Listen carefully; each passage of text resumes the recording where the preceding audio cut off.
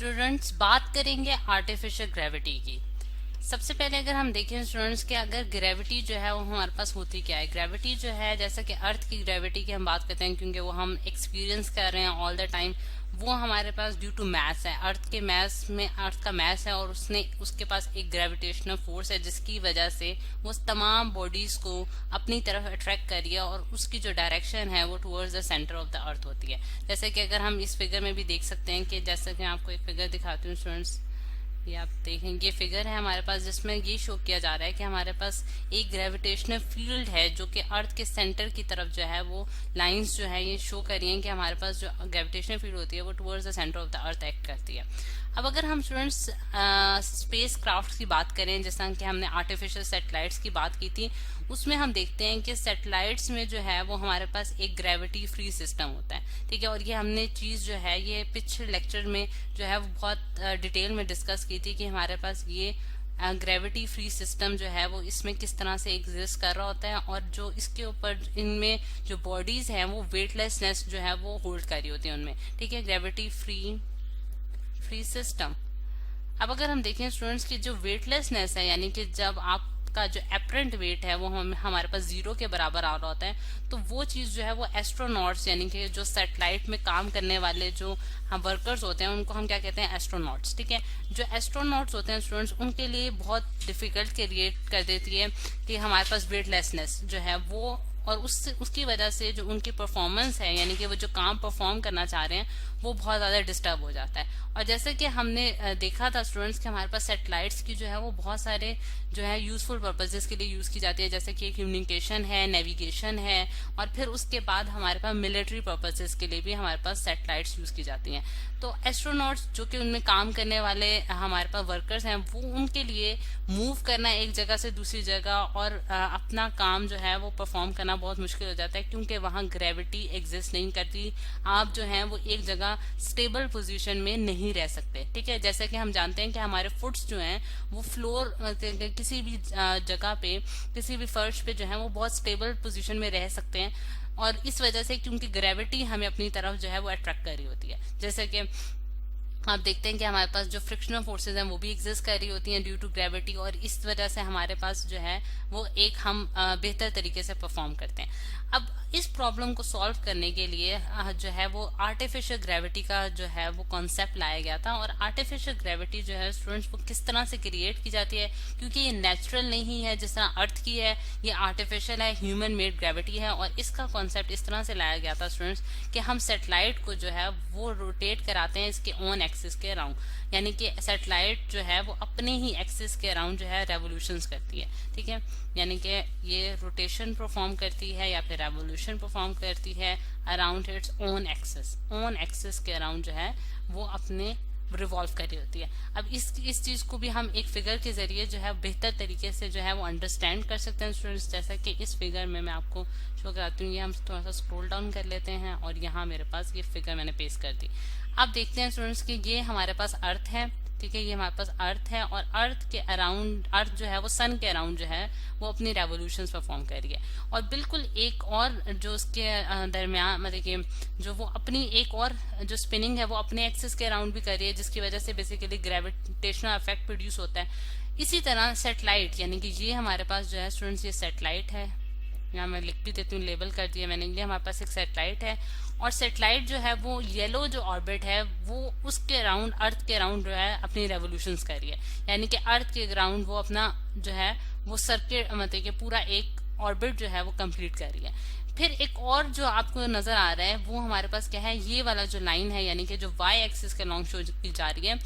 ये उसका students own axis है, यानी कि जिस एक्सिस के अराउंड जो है वो सैटेलाइट अपने ही एक्सिस के अराउंड भी जो है वो रेवोल्यूशंस कर रही है, उसके अराउंड भी रोटेशन जो है वो परफॉर्म कर रही है। और ये जो रोटेशन है बेसिकली आर्टिफिशियल ग्रेविटी जो है वो प्रोड्यूस कर रहा होता है सैटेलाइट्स के अंदर। ठीक है, अच्छा, अब इस जब हम यानी कि सैटेलाइट को एक खास फ्रीक्वेंसी के साथ एक खास टाइम पीरियड के मुताबिक जो है इसकी रेवोल्यूशंस कराते हैं अपने एक्सिस के अराउंड, तो उससे क्या होता है स्टूडेंट्स, एक जो है एक फोर्स प्रोड्यूस होती है जिसे हम ग्रेविटेशनल फोर्स कहते हैं, आर्टिफिशियल ग्रेविटेशनल फोर्स कहते हैं, वो फोर्स क्या करती है कि पुश करती है एस्ट्रोनॉट्स को towards the centre of the, मतलब कि जो ग्रेविटी, यानी कि अगर ये मैं सैटेलाइट के सेंटर की तरफ एक अट्रैक्शन वो फील कर रहे होते हैं। यानी कि अगर हम देखें कि वो जो हमारे पास एस्ट्रोनॉट्स हैं उनको मैं अगर ऑरेंज कलर से डिनोट कर दूं, अगर एस्ट्रोनॉट्स जो हैं वो रिम, यानी कि रिम क्या है students, outer boundary of the satellite, ठीक है, यानी कि अगर outer boundary of the satellite में है तो उनके जो फीट्स होंगे, यानी कि उनके जो पांव हैं वो अट्रैक्ट हो रहे होंगे towards the centre of the satellite, यानी कि सैटेलाइट के सेंटर की तरफ उन पे एक फोर्स लग रही होगी जिसकी वजह से उनके जो पांव हैं वो एक स्टेबल पोजीशन पे सैटेलाइट पे मूव कर सकते हैं। जैसा कि हम अर्थ की ग्रेविटी को फील करते हैं, बिल्कुल उसी तरह वो भी सैटेलाइट के अंदर जो है वो ग्रेविटी जो है उसी तरह से फील कर सकेंगे। और ये चीज जो है ये किसकी वजह से प्रोड्यूस हुई है, उसकी स्पिनिंग की वजह से प्रोड्यूस हुई है, जो कि वो अपने एक्सिस के अराउंड परफॉर्म कर रहा है। अब स्टूडेंट्स ये चीज तो हमने अंडरस्टैंड कर ली कि आर्टिफिशियल जो है ग्रेविटी हम किस तरह से प्रोड्यूस कर सकते हैं। अब इसके थोड़ी सी हम मैथमेटिकल कैलकुलेशंस करेंगे जिसके जरिए हम इसकी फ्रीक्वेंसी कैलकुलेट करना चाहेंगे कि आइदर हम किस फ्रीक्वेंसी के तहत जो है इस सैटेलाइट को उसके ऑन एक्सिस के अराउंड जो है रोटेशन कराएंगे। अब अगर हम देखें स्टूडेंट्स कि हमारे पास अगर हम ये कहते हैं कि उसके जब हम कोई भी बॉडी, यानी कि अगर हम एक सिंपल केस डिस्कस करते हैं कि ये हमारे पास सेंटर पॉइंट O है और उसके साथ मैंने एक जो है वो फॉर एग्जांपल एक रॉक या स्टोन जो है उसको अटैच कर दिया एक स्ट्रिंग के साथ। अब मैं इस स्टोन को जब मूव कराऊंगी in the form of a circle, तो हम जानते हैं कि सर्कल में मूव कराने के लिए एक फोर्स रिक्वायर्ड होती है जिसे हम सेंटीपिटल फोर्स कहते हैं, और वो हमने स्टडी कर रखी है कि हमारे पास क्या होती है। और जिस एक्सेलरेशन के तहत ये बॉडी एक सर्कुलर फॉर्म में मूव कर रही होती है उसको हम क्या कहते हैं स्टूडेंट, सेंटीपिटल एक्सेलरेशन। और सेंटीपिटल एक्सेलरेशन इस केस में, सैटेलाइट के केस में हमारे पास क्या होगी, पहले तो हम देखते हैं कि जनरल क्या होती है। ए सी की वैल्यू जो होती है, बल्कि हम जनरल बात कर रहे हैं तो मैं ए लिख देती हूँ कि हमारे पास जो सेंटीपिटल एक्सेलरेशन है वो हमारे पास v² डिवाइडेड बाय r के बराबर होती है। अब r जो है स्टूडेंट्स वो हमारे पास रेडियस ऑफ द सर्कल होता है, यानी कि जिस सर्कल के अराउंड बॉडी रोटेट कर रही है उसका कितना रेडियस है, ठीक है। और v जो है वो उसकी वेलोसिटी होगी, ठीक है, और जो कि हमारे पास टेंजेंशियल वेलोसिटी होती है अलोंग द टेंजेंट जो बॉडी, मतलब कि टेंजेंट के अलोंग जो वेलोसिटी है वो हमारे पास टेंजेंशियल वेलोसिटी कहती है, और v जो है वो हमारे पास सेंटीपिटल एक्सेलरेशन को शो करेगा। अब अगर फॉर एग्जाम्पल मैं स्टूडेंट्स इसी चीज को सैटेलाइट के केस में देखूं, तो सैटेलाइट का केस मेरे पास सैटेलाइट है, ठीक है। यहाँ मैं इसको थोड़ा सा स्क्रॉल डाउन कर लेती हूँ स्टूडेंट्स। ये अगर मेरे पास सैटेलाइट है स्टूडेंट्स, तो सैटेलाइट का अगर मैं रेडियस कहती हूँ कि वो कैपिटल R है, यानी कि सेंटर पॉइंट से उसका रिम तक का जो डिस्टेंस है वो हमारे पास कैपिटल R है, ठीक। तो उस केस में हमारे पास AC की वैल्यू क्या होगी, यानी कि एक्सेलरेशन उसके पास कितनी होगी, वो हमारे पास v² divided by capital R होगी। अब इसी चीज को स्टूडेंट्स अगर मैं एंगुलर वेलोसिटी की टर्म में लिखना चाहूँ तो हमने एक रिलेशन पढ़ रखा है v is equal to r omega, और हमारे पास v जो है इसमें लीनियर वेलोसिटी है और ओमेगा जो है स्टूडेंट्स हमारे पास एंगुलर वेलोसिटी है। अब क्योंकि ये हमारे पास सर्कुलर मोशन परफॉर्म कर रहा है तो इसलिए हमारे पास इसके पास एंगुलर वेलोसिटी होगी, तो इसको हम इस टर्म्स में भी लिख सकते हैं, यानी कि v की जगह मैं r² ओमेगा स्क्वायर पुट कर दूंगी। मैंने इसका दोनों साइडों पे स्क्वायर ले लिया है और डिवाइडेड बाय r, ठीक है। तो मेरे पास क्या आंसर बनता है students, r into omega square. AC की वैल्यू जो मेरे पास आई है r ओमेगा स्क्वायर आ गए, ठीक। अच्छा, अब अगर हम देखें स्टूडेंट्स कि हमने ओमेगा जो है वो हमारे पास एंगुलर वेलोसिटी है, और हमने एंगुलर डिस्प्लेसमेंट के बारे में पढ़ रखा है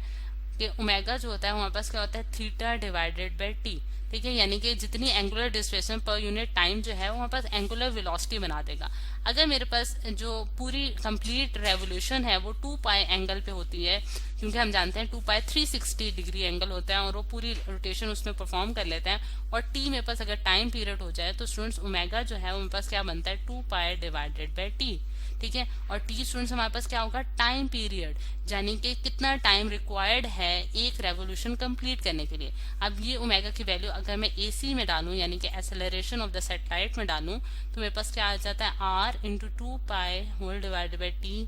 का होल स्क्वायर। ब्रैकेट के ऊपर पूरा मैंने स्क्वायर डाल दिया। अब इसको हम ओपन करते हैं ब्रैकेट को, तो हमारे पास क्या आता है स्टूडेंट्स, r इंटू 4, 2 का स्क्वायर हमारे पास 4 हो जाएगा, pi square whole divided by T square, ठीक। अब अगर हम इसको मजीद जो है वो इसको सॉल्व करें स्टूडेंट्स, तो हमारे पास हम एक और रिलेशन हमने पढ़ रखा है टाइम पीरियड और फ्रीक्वेंसी के दरमियान। वो हमारे पास क्या होता है, T is equal to 1/f, यानी कि रेसिप्रोकल जो है ये दोनों एक दूसरे का रेसिप्रोकल है। और ये चीज मैं इसमें पुट कर सकती हूँ, तो मेरे पास क्या आ जाएगा student, AC is equal to R into 4π² into f², यानी कि 1/t जो है वो मेरे पास 1 यानी कि f जो है वो हमारे पास 1/t आ जाएगा। ठीक है, तो इसके तहत मैंने ये जो है एक्सेलरेशन ऑफ द सैटेलाइट लिख दिया। अब इस इक्वेशन से स्टूडेंट हम बहुत आसानी से frequency of the satellite find out कर सकते हैं। f² को मैं एक साइड पे ले जाऊंगी और AC डिवाइडेड बाय मेरे पास क्या हो जाएगा 4π² कैपिटल R। ठीक है, 4π² कैपिटल R। अब स्टूडेंट्स अब यहाँ क्योंकि हमारे पास स्क्वायर है और मैं f की वैल्यू फाइंड आउट करना चाहती हूँ, तो मैंने दोनों साइडों पे अंडर रूट ले लेना है। और अंडर रूट के तहत हमारे पास क्या आंसर आता है 1/2π into under the root AC divided by R। और क्योंकि 1/4π² था, तो वो जब उसके बाद अंडर रूट गया तो हमारे पास क्या आंसर बना 1/2π। ठीक है, अब स्टूडेंट्स ये मेरे पास क्या आ गया है, फ्रीक्वेंसी ऑफ द सैटेलाइट, यानी कि जो सैटेलाइट जो कि स्पिनिंग मोशन परफॉर्म कर रही है स्टूडेंट्स, उसकी क्या फ्रीक्वेंसी है, यानी कि वो 1 सेकेंड्स में कितनी रेवोल्यूशंस प्रोड्यूस कर सकती है, वो हम इस फॉर्मूला के तहत जो है वो आसानी से निकाल सकते हैं। अब इसमें स्टूडेंट्स एक इम्पॉर्टेंट केस जो हम कर सकते हैं वो क्या है, AC जो है जैसा कि हमने एक्सप्लेन किया है कि ये हमारे पास एक्सेलरेशन ऑफ द सैटेलाइट है, यानी कि जिस एक्सेलरेशन के साथ सैटेलाइट मूव कर रही है। अगर ये जो एक्सेलरेशन है स्टूडेंट्स AC एक्सेलरेशन ये हमारे पास G के बराबर हो जाए, यानी कि एक्सेलरेशन ड्यू टू ग्रेविटी के बराबर हो जाए, जिसकी वैल्यू हमारे पास क्या होती है 9.8 मीटर्स पर सेकेंड स्क्वायर, तो उसके मुताबिक अगर, यानी कि इसका क्या मतलब होगा कि अगर सैटेलाइट उसी एक्सेलरेशन से मूव करे जिस एक्सेलरेशन से अर्थ मूव करती है, तो उस केस में हमारे पास फ्रीक्वेंसी की क्या वैल्यू होगी वो हम देख लेते हैं कि f is equal to 1/2π into under the root AC की जगह हम G डाल देंगे और डिवाइडेड बाय कैपिटल R। तो ये स्टूडेंट्स अगर सैटेलाइट की ऐसी फ्रीक्वेंसी हो जाए, यानी कि ये फ्रीक्वेंसी हो जाए, तो उस केस में हम बिल्कुल वही ग्रेविटेशनल पुल जो है वो फेस करेंगे जैसा कि हम अर्थ पे फेस कर रहे होते हैं, यानी कि एस्ट्रोनॉट्स को बिल्कुल जो है कोई डिफरेंस नजर नहीं आएगा, उनके ऊपर वही ग्रेविटी जो है वो एक्ट कर रही होगी जिस ग्रेविटी के साथ वो अर्थ पे रहते हैं। ठीक है, और उसकी जो फ्रीक्वेंसी होगी वो भी ऑलमोस्ट वैसी ही होगी जैसा कि हमारे पास अर्थ की फ्रीक्वेंसी है, कि जितने वो अपनी स्पिनिंग परफॉर्म करते हैं अब अपने एक्सिस के अराउंड, उसी तरह जो है उसी फ्रीक्वेंसी के साथ जो है वो सैटेलाइट भी अपनी स्पिनिंग परफॉर्म कर रहा होगा। और इसमें जो R है वो करेगा कि हमारे पास उसका रेडियस कितना है, यानी कि कितनी हमारे पास रेडियस ऑफ द सैटेलाइट कितनी है, जो कि कैपिटल R से हमने डिनोट किया, G की वैल्यू हम डालेंगे और 1/2π जो है वो हमारे पास कांस्टेंट है और हम फ्रीक्वेंसी की वैल्यू कैलकुलेट कर लेंगे। तो ये है स्टूडेंट्स हमारे पास आर्टिफिशियल ग्रेविटी का कॉन्सेप्ट, और फिर उसके बाद हमने उसकी फ्रीक्वेंसी भी इसी लेक्चर में कैलकुलेट कर लिया।